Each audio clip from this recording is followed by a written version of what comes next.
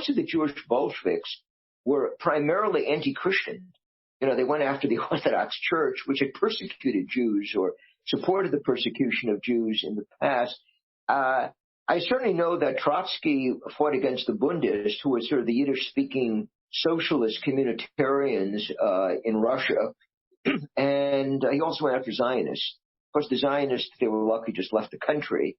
But I think the main target of religious bigotry on the part of Jewish Bolsheviks was the Orthodox Church, which they worked very hard to destroy. And one can understand this in terms of the very bitter relations that Jews had to the state religion, which had generally been anti-Semitic. Yeah, it's sad and pathetic that Christians had it much worse under the Soviet Union than Jews did, and yet virtually every synagogue around the world was putting up placards, Free Soviet Jews, and Christian churches around the world were basically indifferent to the fate of millions and millions of Christians in the Soviet Union. So today we have Christians being genocided in the Middle East, we have Christians being tortured and raped, and yet Christian churches in the United States and in Europe are completely indifferent to the suffering of their fellow Christians, while if Jews suffered, 1/100th of what Christians are going through in the Middle East, Jews would be out marching in the streets, putting up placards, writing op-eds. I'll just say, read something here interesting from John Berkshire, not so much a question as a comment. Of course, I treat them both as the same, but it doesn't make any difference to me. But John Berkshire says, any well-governed nation must insist that its citizens owe allegiance to the nation and not to co-racialists and co-religionists, residents outside its borders, or organized as a state within the state. It's interesting because if you look at the United States today, I was just thinking about this earlier, but not in the program, but earlier before that. I can't even say what the United States is today. It has no coherent identity.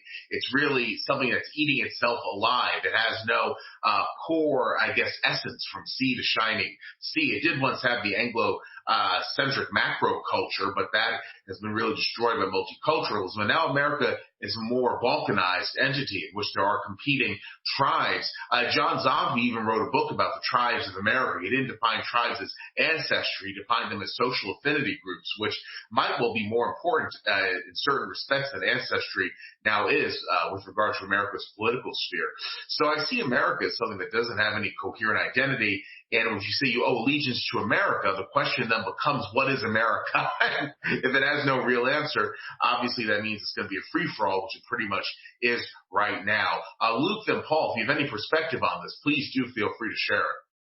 Yeah, I was going to say that if the United States, the conservatives have to define themselves as a propositional nation, held together by some human right or all men are created equal, there ain't very much holding the country together.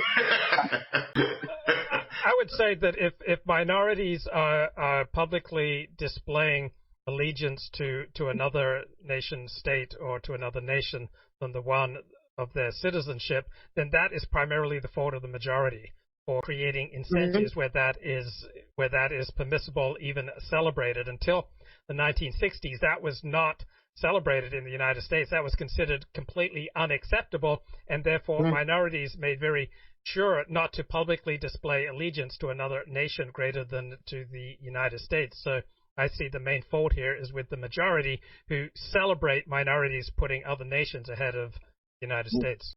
Please list several things that can be asserted about Israel that have nothing at all to do with anti-Semitism. For example, denying U.S. foreign aid to all nations equally.